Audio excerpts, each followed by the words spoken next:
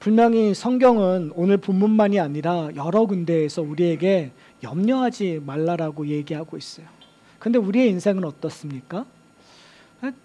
많은 경우 근심하게 되고 염려하게 되는 것들을 볼 수가 있습니다. 제주에 선배 목사님들이 은퇴를 하세요. 그러니까 은퇴를 하시면서 이렇게 보고 있으면 그런 생각이 들 때가 있어요. 나는 은퇴를 할 수 있을까? 내가 준비된 건 뭐가 있을까?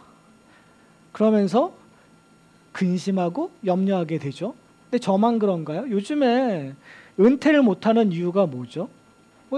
일단은 준비된 게 없으니까 계속 일할 수밖에 없고, 또 일을 하더라도 돈이 좀 있다고 해도 건강보험 때문에 이거는 꼭 내가 정말 은퇴를 할 수 있을까라는 생각을 무기에 사는 사람들은 다 하는 것 같아요.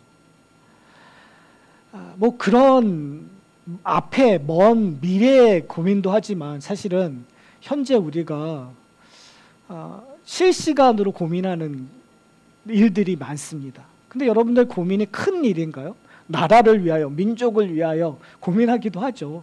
근데 사실은 그것보다도 그냥 정말 쓸데없는 내 망상 속에 있는 것조차도 고민하면서 하루하루를 저희가 살아갑니다. 어떻게 보면 우리의 삶을 이렇게 쪼개보면 걱정과 근심이 정말 많은 부분을 차지하고 있다고 분명히 생각할 수 있을 것 같아요.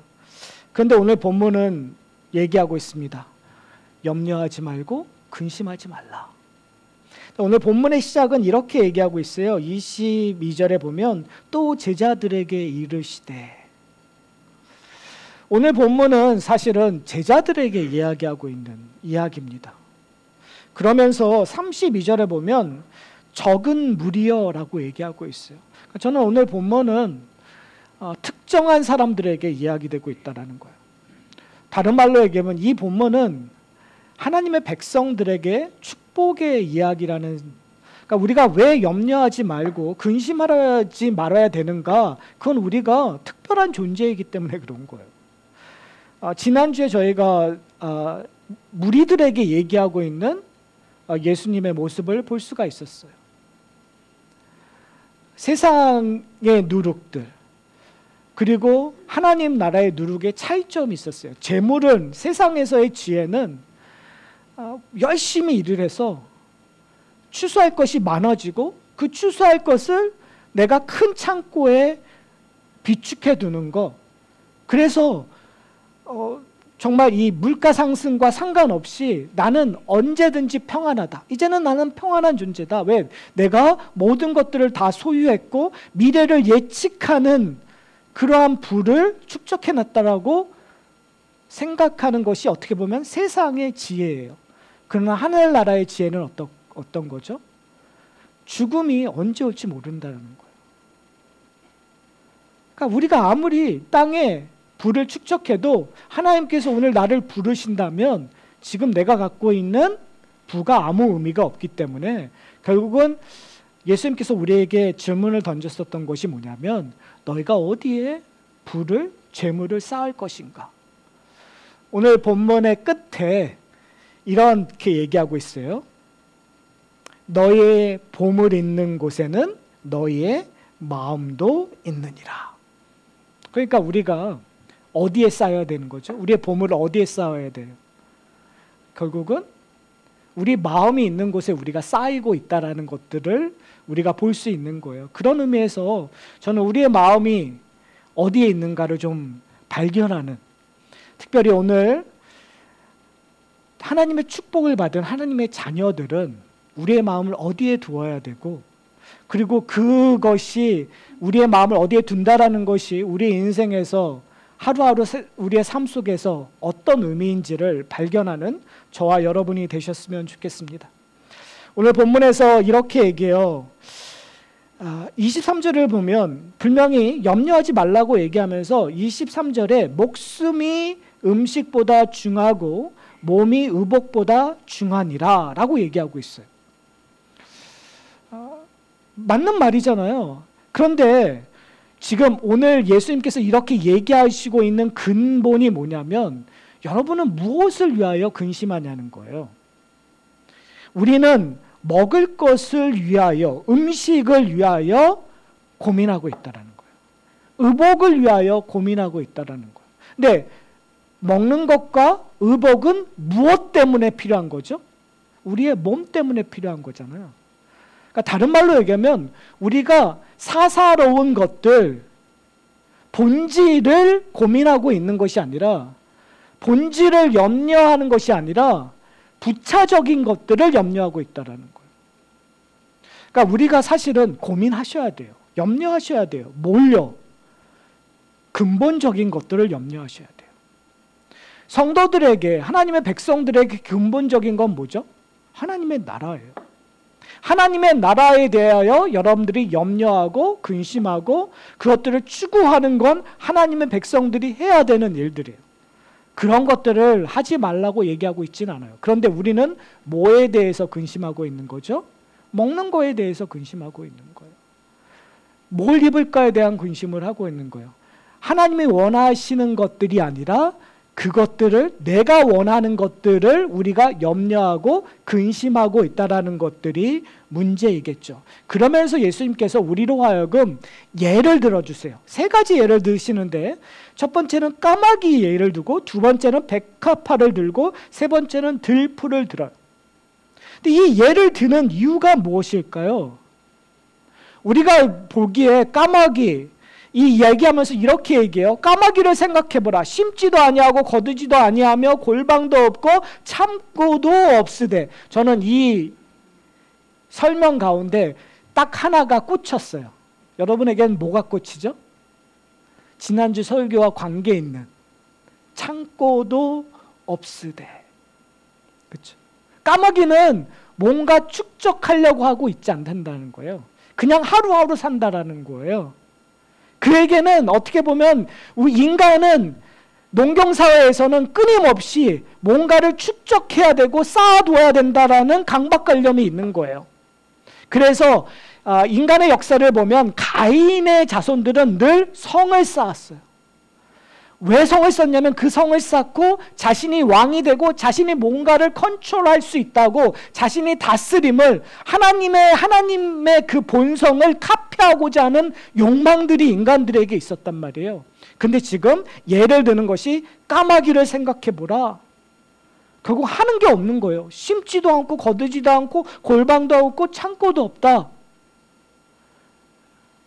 전의 얘기를 보면 너희에게 쌓을 창고가 굳이 필요할까라는 질문을 던지는 거예요. 왜요? 하루하루 살아가는 존재이니까, 인간은. 그러면서 까마귀를 보라고 얘기를 해요.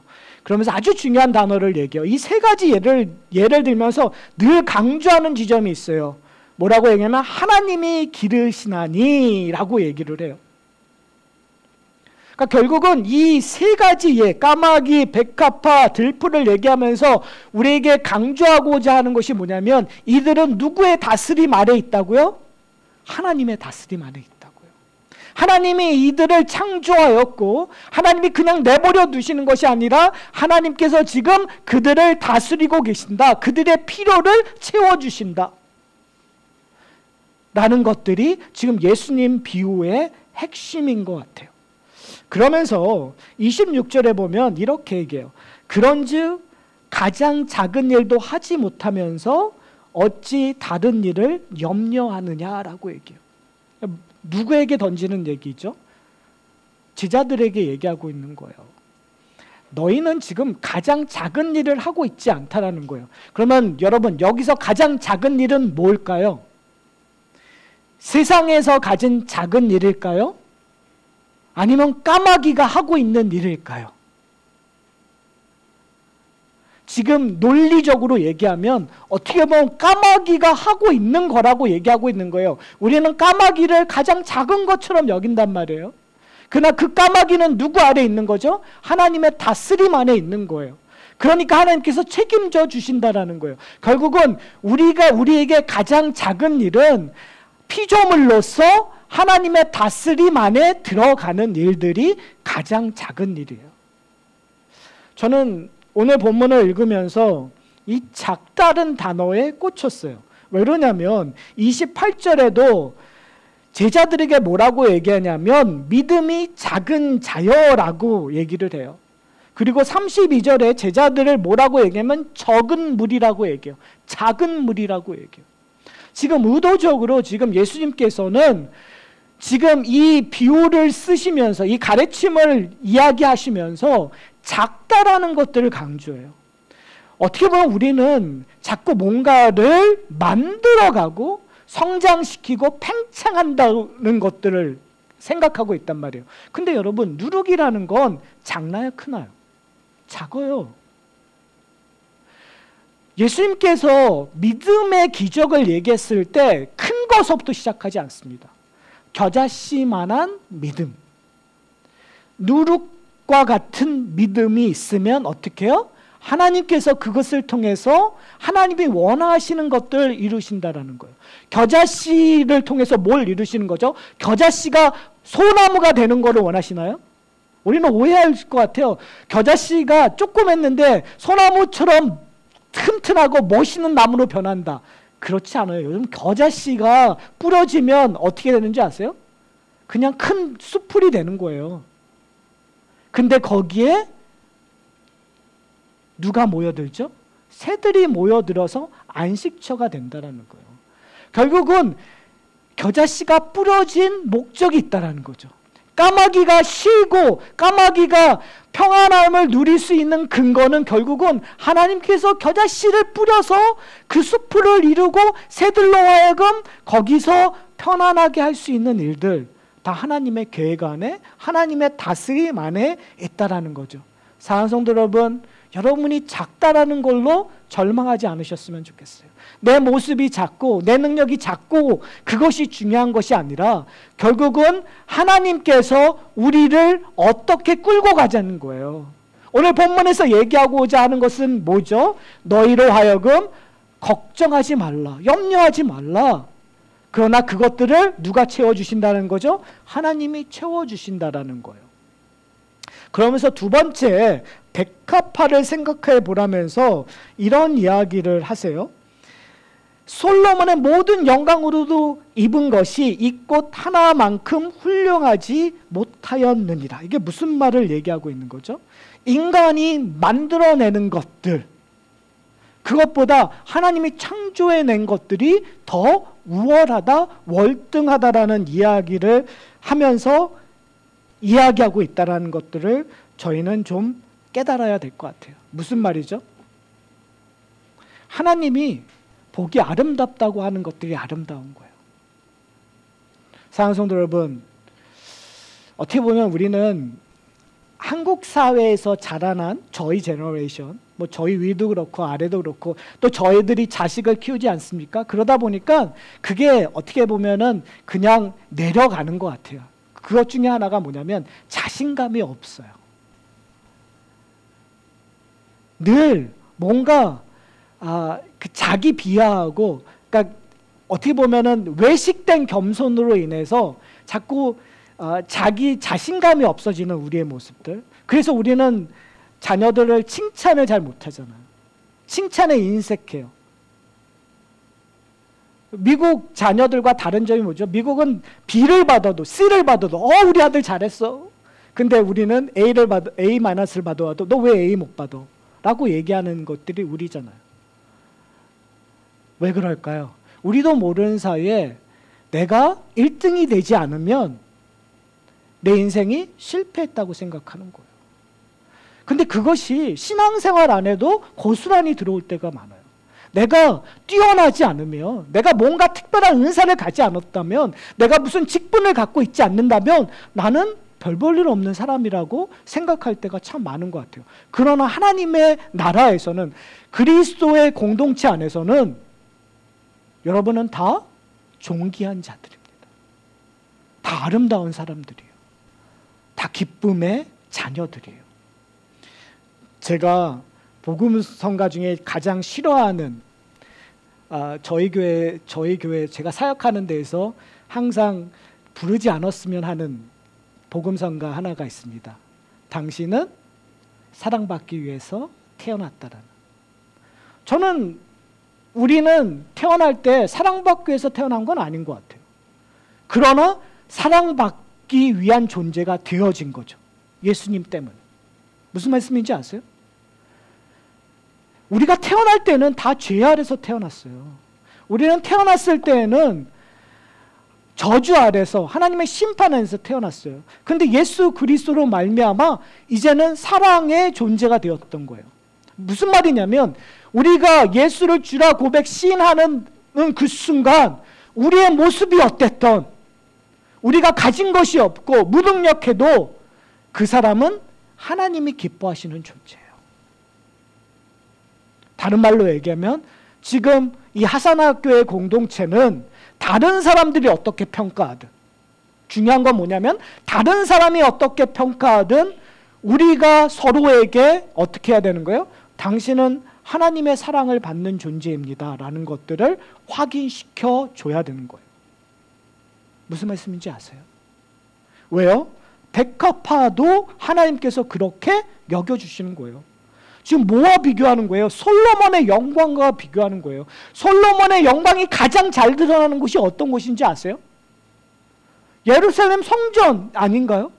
근데 지금 얘기하는 거예요. 예루살렘, 그러니까 아주 극단적으로 얘기하면 예루살렘의 성전보다 지금 백합화에 하나님의 영광이 더 잘 드러나고 있다는 놀라운 말씀을 얘기하고 있는 거예요. 왜요? 인간이, 유대인들이 지금 하나님의 성전을 더럽히고 있으니까.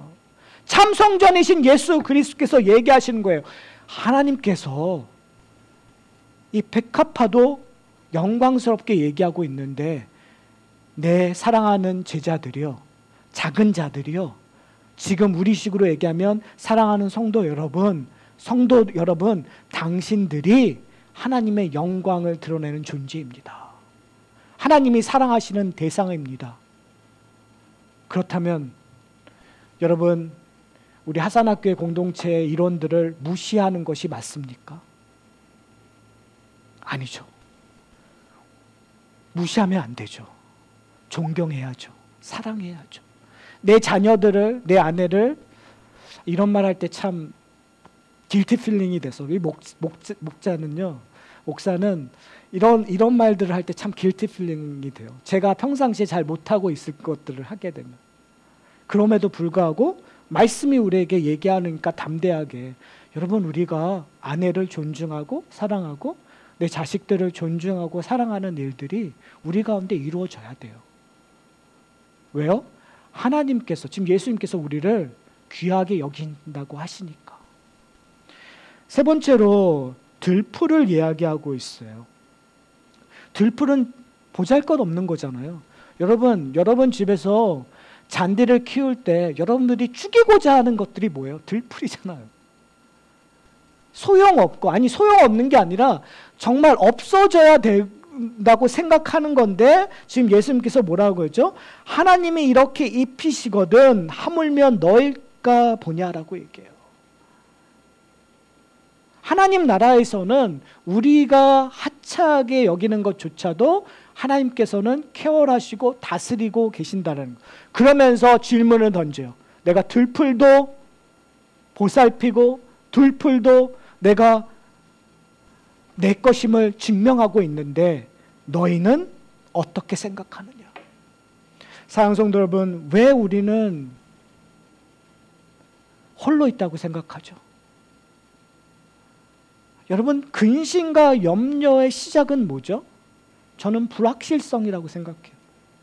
근심과 염려는 하나님의 존재를 부정하는 것로부터 시작이 돼요.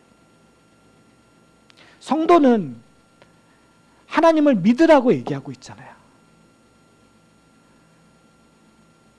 끊임없이 얘기해요. 무엇이든 구하라. 그러면 주실 거라는 것들이 성경에서 군데 얘기해요. 왜 그러냐면, 그렇게 요구하고 있는 이유는 하나님과 너희들의 관계성을 강조하고 싶은 거예요. 너희가 누구 안에 있다고요? 이 세상을 창조하신, 이 땅을 주관하신 하나님 안에 있다라는 거예요. 너희의 아버지가 하나님이기 때문에 너희는 무엇이든지 강구할 수 있는 자격이 있다라는 것들을 강조하는 거예요. 그런데 우리 속에 뭐가 꿈틀이죠?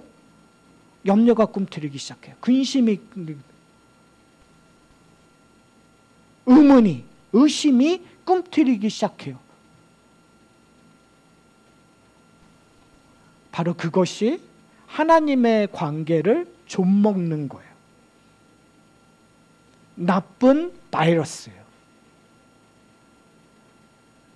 좋은 누룩이 아니라 나쁜 누룩이에요. 바리새인들의 누룩, 세리의 누룩이에요.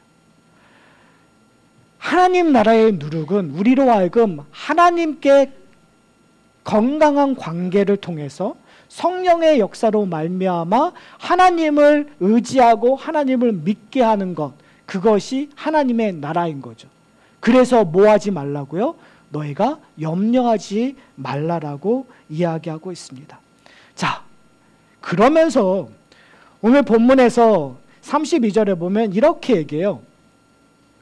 31절서부터요.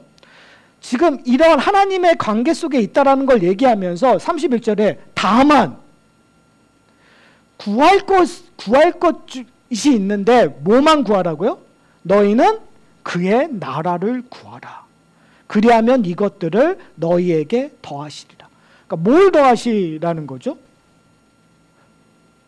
지금 오늘 본문 속에서 뭘 더하신다고 얘기하는 거예요? 너희가 무엇을 먹을까? 무엇을 입을까를 너희들이 구하고 있는데, 그거에 대해서 염려하고 있는데, 그것 때문에 너희가 고민이 많은데 그거는 구하지 말고 뭘 구하라는 거예요? 뭐가 중요하다고요? 먹는 게 중요해요? 입는 게 중요해요? 너희 몸이 중요해요? 몸이 중요한 거잖아요. 하나님의 백성의 몸은 무엇의 하나의 구성원이기 때문에 지금 뭘 구하라고요? 하나님의 나라를 구하라고 요구하고 있는 거예요. 중요한 것, 하나님의 나라를 구하면, 그러면 뭐라고요? 이런 것들을 너에게 더하시리라. 너에게 필요한 것들을 더하시리라. 먹는 건 필요한 걸까요? 안 필요한 걸까요? 필요하죠. 입는 건 필요할 걸까요? 필요하지 않는 걸까요? 필요한 거겠죠.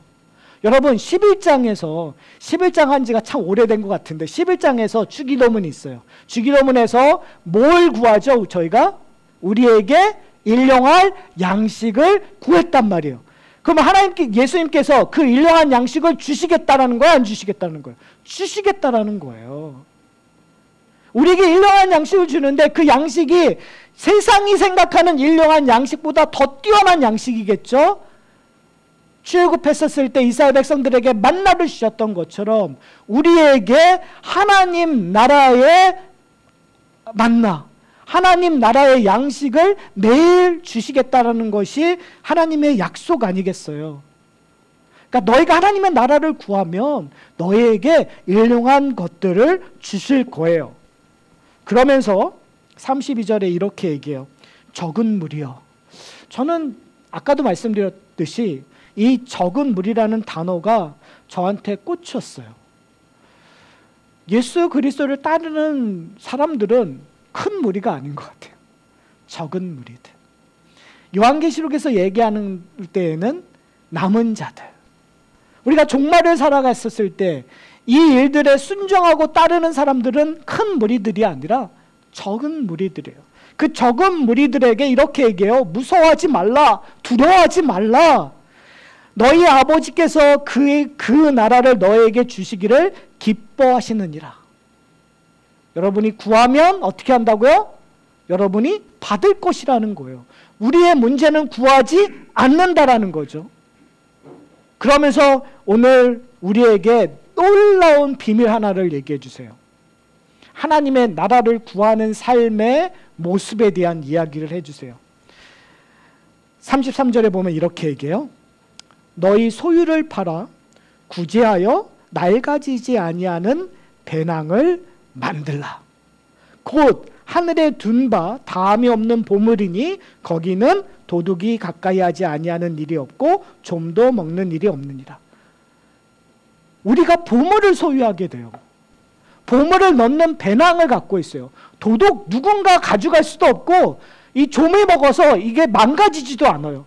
낡아지지 않는 배낭을 하나님의 나라를 소유한 자, 구하는 자에게 주신다고 얘기를 해요. 저는 이게 참 놀라운 깨달음이 있었던 것 같아요. 제 자신으로. 말씀을 연구하면서 묵상하면서 왜 하필 배낭이었을까라는 생각을 했었어요. 왜 예수님께서는 이 하나님의 나라를 이야기했었을 때 이 배낭 얘기를 했었을까? 지난주에 저희가 저희 말씀을 봤었을 때 그 어리석은 자는 뭘 했다고요? 내가 열심히 일을 해서 많은 추수를 해서 지금 창고가 적으니 더 큰 창고를 짓자라고 했단 말이에요. 그러니까 여러분, 창고와 배낭은 어떠한 차이죠? 여러분이 보물을 넣으려면 어디에 넣어야 돼요? 배낭에. 그건 정답이고, 우리가 어디다 넣어야 돼요? 인간적으로, 세상적으로 생각하면 창고에 넣어야죠. 창고에 넣을 만큼 내가 많은 보물. 여러분, 우리의 욕심은 끝이 없어요. 그렇죠? 작은 창고로 만족하지 못하기 때문에 큰 창고를 그리잖아요. 하나님 우리에게 복을 주시려면 어떻게 해요? 차고 넘치는 복을 주십시오라는 거 원하는 거 아니에요? 저만 그렇게 원했었나요? 제가 부흥사들 부흥했었을 때 우리에게 차고 넘치는 그 은혜를 주십자고 하면서 우리는 엄청난 복을 상상했잖아요. 그러니까 그 복을 채울 만한 큰 창고를 지어야죠. 그런데 진정한 복을 얘기하셨을 때 보물을 얘기했는데 예수님은 어디다 하라고요? 배낭을 만들라고 요구를 해요. 배낭의 특징은 뭘까요? 창고의 특징과 배낭의 특징은 사이즈가 다르다라는 거가 있어요. 그러나 또 하나의 특징은 있어요. 창고는 항상 그 자리에 있어요. 창고가 있는 자리가 내가 가장 소중히 여겨야 되는 장소예요. 오늘 본문 맨 마지막에 얘기하는 것처럼 너희 보물 있는 곳에 너희 마음도 있으니까 내 보물이 창고에 있으면 창고에 마음이 갈 수밖에 없어요. 그렇잖아요. 이 땅에 내가 큰 창고를 지을수록 내 마음이 거기에 꽂힐 수밖에 없어요. 그것이 내 자녀이든 내 성공이든 내 명예든 이 땅의 부든 내 집이든 내 자동차든 거기에 마음이 쏟을 수밖에 없어요. 근데 예수님께서 배낭을 만들라고 얘기해요. 배낭은 내가 움직이는 대로 가는 거예요. 배낭의 특징은 순례자의 특징이에요. 순례자가 배낭을 갖고 있는 것처럼, 나그네가 배낭을 메고 가는 것처럼, 내가 갈 곳을 향하여 본향을 향하여 가는 것처럼 보물은 본향에서 갖고 온 것, 그것이 소중함을 느끼고 계속 나와 갖고 가는 거예요. 그런데 그 배낭을 어떻게 매는지, 어떻게 만드는지에 대해서 오늘 33절 초반부에 이렇게 얘기해요. 너희 소유를 팔아 구제하여 낡아지지 아니하는 배낭을 만들라. 왜 하필 우리에게 어려운 답을 주시는지. 그런데 이 질문은 사실 익숙한 질문이에요. 익숙한 답이에요. 여러분 기억나세요? 마가복음 10장에 부자 청년이 나와요. 부자 청년이 예수님께 나와서 어떻게 영생을 얻어야 됩니까? 라는 질문을 던졌을 때 예수님께서 율법을 지켜라. 그때 부자 청년이 저 율법 잘 지키고 있습니다. 그러자 예수님께서 얘기하셨던 게 뭐예요? 너의 재산을 팔아서 가난한 자에게 주고 나를 따르라고 얘기했어요. 그때 부자 청년은 근심하고 고민하다가 떠나더라가 성경에서 얘기해주고 있었던 거예요. 똑같은 얘기 아닌가요? 뭐 하라고요? 소유를 팔아 구제하여 배낭을 만들라. 이 질문을 우리에게 던지는 거예요. 여러분의 재물을 어떻게 하라고요? 이거 어려워지죠? 부자 청년도 어려웠는데 우리도 어려울 수밖에 없죠.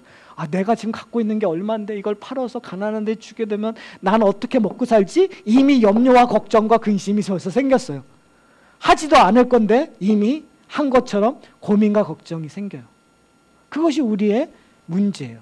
자, 그러나 오늘 본문에서 예수님께서 얘기하고자 하는 이유가 뭘까요? 여러분에게 뭘 얘기하고 싶은 걸까요? 삶의 원칙, 성도들의 원칙을 당연히 얘기하고 있겠죠. 지난번에 얘기했을 때 우리는 어떻게 했다고요? 세상의 사람들은 모으는 거에 집중해서 창고를 짓고 창고에 다 쌓아놓고 그제서야 뭐라고 하죠? 아, 이제 우리가 편안하자 라고 했었어요. 이제 내가 인생을 즐길 수 있는 시점이 되었구나. 이제 돈을 쓸 수 있는 시점이 되었구나 하고 했어요. 그때 그 비유의 아주 중요한 키포인트가 뭐죠? 하나님께서 그의 영혼을 부르면 어떡할 거냐. 그 모아둔 것이 무슨 소용이 있느냐라는 질문이었단 말이에요. 그런데 하나님의 백성으로 살아가는 사람들은 그 원칙과 다른 거죠. 우리는 어떤 원칙이에요? 이 땅에서 나그네처럼 사는 거예요. 이 땅에 창고를 짓는 것이 아니라 이 땅에서 배낭을 메고 사는 거예요. 그런데 우리가 갖고 있는 것들을 어떻게 해요? 배낭을 맺는 삶은 내 돈이 내 것이 아님을 고백하는 거예요. 내가 끊임없이 화 있을지어다 복 있을지어다 끊임없이 예수님께서 우리에게 선포되었던 것들 중에 하나가 되게 가난한 사람들에게, 외롭고 힘든 사람들, 소외된 사람들에게 관심을 두는 거에 대해서 예수님께서 얘기하고 있단 말이에요. 왜 얘기할까요? 하나님께서는 우리를 사용하기를 원하시는 거예요. 어떻게 해요? 아까 얘기했던 까마귀를 돌보는 것처럼, 백합화를 돌보는 것처럼, 들풀을 돌보는 것처럼 하나님의 백성을 통하여 가난하고 소외된 사람들을 어떻게 해요? 도와주는 일들을 하고 싶으신다라는 거예요. 그래서 그 보물을 쓰라고 요구하고 계신다라는 거예요. 사랑하는 성도 여러분, 이제 저희가 그런데 그 고민이, 우리의 염려가, 저는 긍정적인 고민, 긍정적인 염려를 할 때가 되었다고 생각해요. 예수님께서 너희가 염려하지 말라고 했었던 그러한 염려가 아니라, 내가 무엇을 먹을까, 무엇을 입을까라는 염려가 아니라, 하나님의 마음을 품고 하나님의 나라를 어떻게 내 삶 속에서 이룰까라는 고민을 시작하셨으면 좋겠어요. 근데 너무나 확실하게, 문자적으로 심플하게 하나의 예를 들어주셨어요. 추상적으로 얘기 들은 것이 아니라 아주 간단한 예, 문자적으로 너무나 단도직입적인 예를 들어줬어요. 그게 뭐죠? 소유를 팔아 구제하라고 얘기를 해요. 오해하지 않으셨으면 좋겠어요. 소유를 전부 팔아 구제하라는 얘기 아니에요. 어떤 사람에겐 그게 가능할 수도 있지만 우리 모든 대부분의 사람들은 그렇지 않아요. 우리에게 일용한 양식을 주셨기 때문에 그 일용한 양식 안에서, 그런데 그 일용한 양식이 넘는 일들에 대해서 우리가 소유를 팔아 구제하는 거죠. 그렇잖아요. 이 당시의 개념으로는 뭔가를 팔아서 돈을 하고 줄 수 있는 상황이니까, 그게 경제의 모습이니까, 우리 식대로 얘기하면 이런 거예요. 내가 갖고 있는 적금, 내가 갖고 있는 캐시플로우에서 내가 여유분을 어떻게 해요? 구제하는 일들에 써라. 그러면 그것이 어떻게 해요? 낡아지지 않는 배낭으로 변해진다라는 거예요. 다른 말로 하면 그 배낭 안에 뭐가 채워지는 거예요? 하나님 나라의 보물이 채워지는 거예요. 무슨 말씀인지 아세요? 내가 쓴 돈이, 내가 누군가를 케어해줬던 마음이 단순히 여기서 돈의 문제는 아니겠죠? 내 시간이, 내 마음이, 내 사랑이 가난한 자에게, 소외된 자들에게, 어려운 자들에게 쓰여질 때 그것이 보물로 변한다라는 거예요. 그리고 그 보물이 배낭을 만들어지는 거예요. 그 배낭이 낡아지지 않고 도둑질지지 않는, 그리고 그것이 어디에 한 장소에 있는 것이 아니라 나와 늘 함께 가는 배낭이 되어버린다라는 것. 그리고 나와 함께 가는 것들이 뭘 투영되는 거죠? 하나님의 나라가 이 배낭을 통해서 투영되는 거예요. 보여지는 거예요. 여러분, 이것보다 더 멋있고 아름답고 위대한 이미지가 어디 있을까요? 하나님의 나라가 내 인생 속에서 보여지고 투영되어서 나에게 보물단지가 되어버리는 거예요. 사랑하는 성도 여러분, 보물이 있는 곳에 우리의 마음이 있다고 얘기하잖아요. 여러분에게 보물은 무엇입니까? 여러분 주식이에요? 여러분의 집이에요? 여러분의 자녀예요? 그런데 오늘 본문에서 우리로 하여금 그걸 바꾸기를 원해요. 우리의 보물은 뭘까요? 하나님의 나라예요. 하나님의 다스림이에요. 근데 예수님께서 우리에게 초대하셨어요. 하나님의 다스림 안에 너희도 나와 함께 참여하지 않을래? 어떠한 모습으로요? 우리가 생각하기에 들풀 같은 존재에게 물을 주는 걸로. 우리 생각에 그냥 저 까마귀는 어떻게 쉴까라고 했을 때 우리가 겨자씨가 뿌려져서 나무 수풀이 되어서 그들에게 안식처를 제공했을 때 우리가 정말 백합화와 같은 그걸 보고 아 당신은 참 존귀한 존재입니다라고 칭찬해주고 기뻐했을 때 하나님의 다스림 안에 참여하는 거예요. 하나님의 나라에 참여하는 거예요. 사랑하는 성도 여러분, 그것이 무엇인지 한번 찾아보시지 않으시겠습니까? 우리마다 우리가 각기 있는 상황과 여러 가지가 다 달라요. 어떤 사람은 많은 것을 할 수 있고 어떤 사람은 작은 것을 할 수밖에 없어요. 또 어떤 사람은 그것들을 받을 수밖에 없는 상황일 수도 있어요. 그러나 받든 조금 주던 많이 주던 그런 일들이 다 무엇이 드러나기 위한 거라고요? 하나님의 나라가 드러나기. 그것이 보물이 되는 거예요. 어떻게 보면 저의 인생을 이렇게 돌이켜보면 저도 수혜자일 수도 있었던 것 같아요. 누군가의 도움으로 하나님의 나라를 보게 될 때가 저의 인생 속에서 있었단 말이에요. 그러면 그것이 나에게 보물인 거죠. 내가 주기만 하는 것이 아니라 내가 사랑을 받은 거예요. 그것이 내 배낭에 쌓여졌을 때 내가 다른 사람을 위하여 줄 수 있다는 걸 기억하는 저와 여러분이 되시기 소원합니다.